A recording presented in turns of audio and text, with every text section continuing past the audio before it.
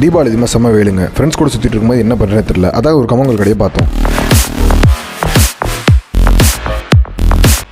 அக்கா கூழ் எடுத்து ஊற்றி அதை மிக்ஸ் பண்ணி அப்படியே அது மேலே கொஞ்சம் வெங்காயம் போட்டு கொடுக்கும்போது வேற மாதிரி எங்கள் ஃப்ரெண்டு குடிச்சிட்டு என்ன சொன்னான்னு பார்த்தீங்கன்னா, எங்கே சொன்னான் குடிச்சிக்கிட்டே இருக்கான். அதுக்கப்புறம் கடைசியாக தாங்க சொன்னான். அப்படியே அக்கா கிட்ட மோர் ஒரு டம்ளர் வாங்கி குடிச்சிட்டு என் ஃப்ரெண்டு ஒரு ஸ்வீட் கடை வச்சிருக்காங்க. அங்கே போய் ரிவ்யூ எடுக்கலான்னு போனால் செம்ம கூட்டமாக இருந்ததுங்க. உள்ளே போய் பார்த்தா